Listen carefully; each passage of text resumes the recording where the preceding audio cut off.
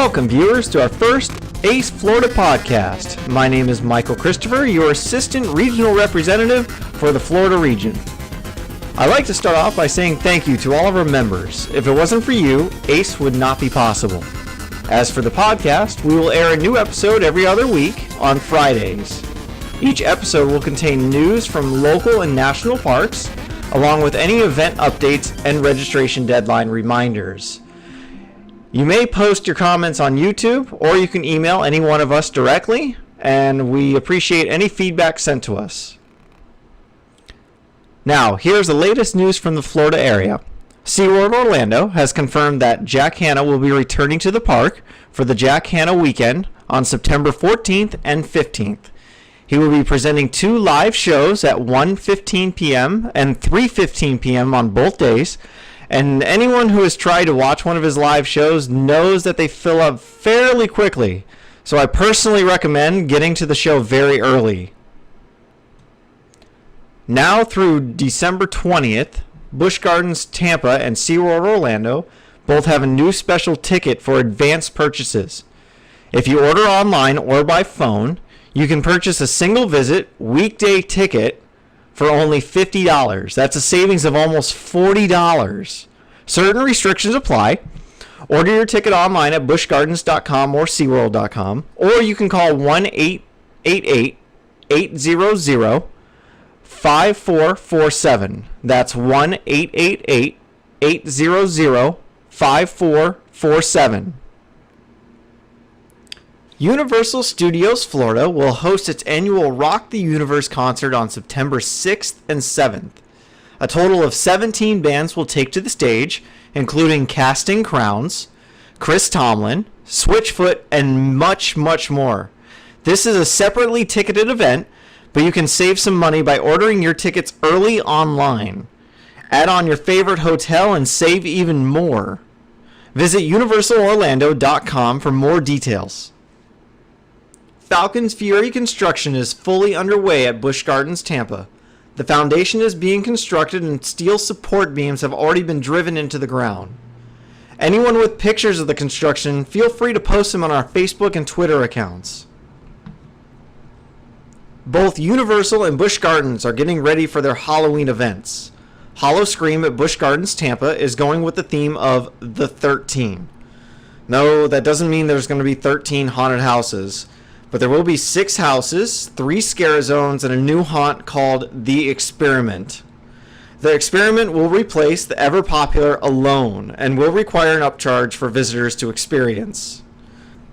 Halloween Horror Nights at Universal Orlando will feature the return of The Walking Dead with a revamped maze and serve as an overall theme to all the scare zones throughout the park. There will also be a total of 8 haunted mazes and themes from both The Evil Dead and the Rocky Horror Picture Show. And the big talk going on right now is the new record-breaking B&M inverted coaster coming to Kings Island next year, Banshee. That's right, they finally found a use for the long-forgotten name.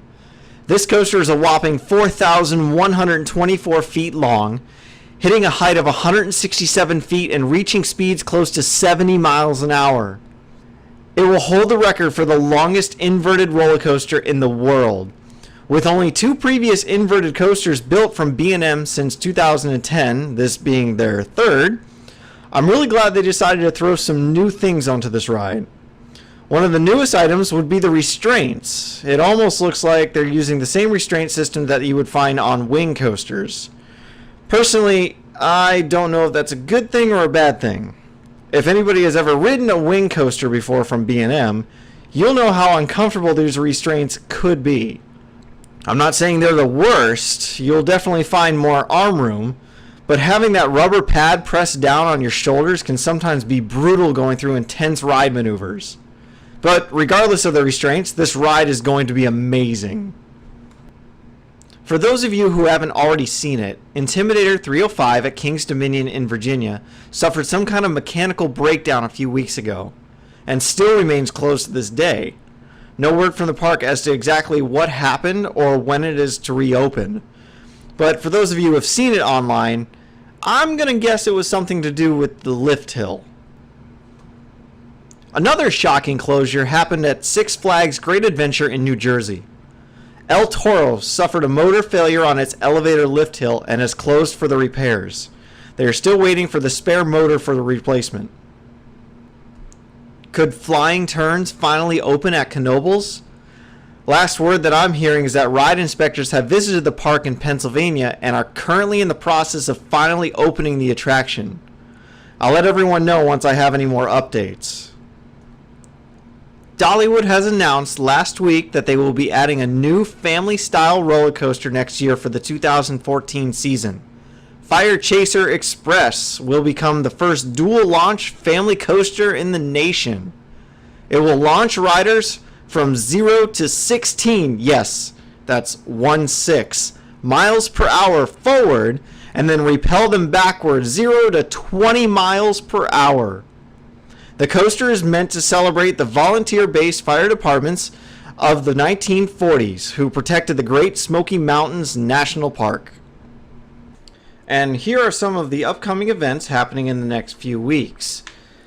The ACE Landmark Day at Washington State Fair is happening on September 7th.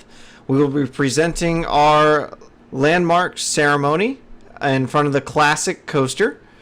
The event and parking is free, but please note you will need to bring your ACE membership card, otherwise you will not be able to get into the event for free.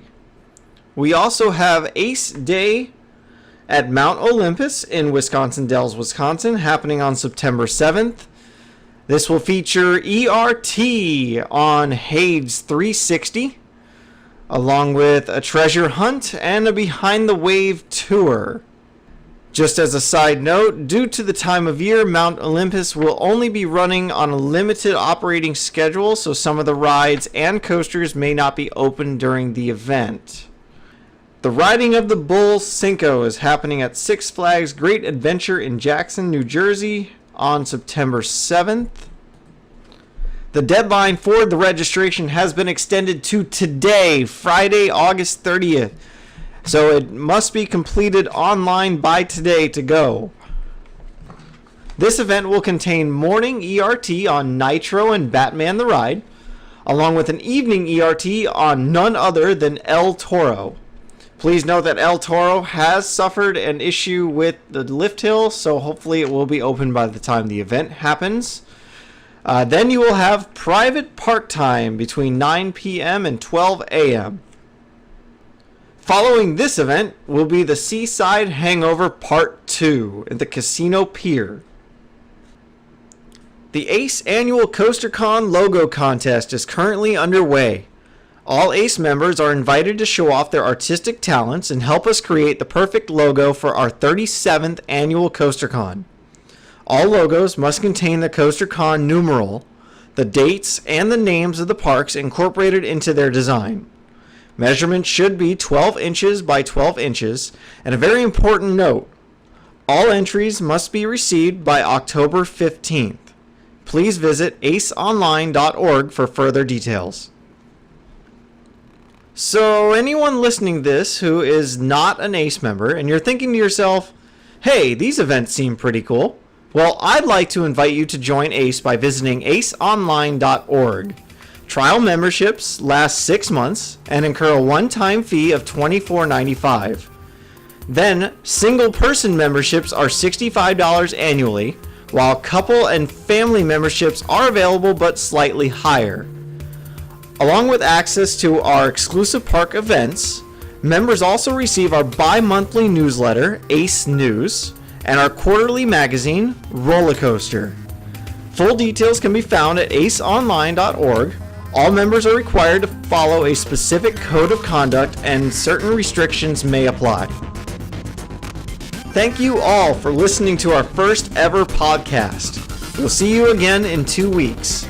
All sources for news articles can be found in the descriptions posted on YouTube. All copyrighted materials are rightfully owned by their respective owners. My name is Michael Christopher, and I wish you all safe travels to anyone out there who will be visiting a park soon. Bye for now.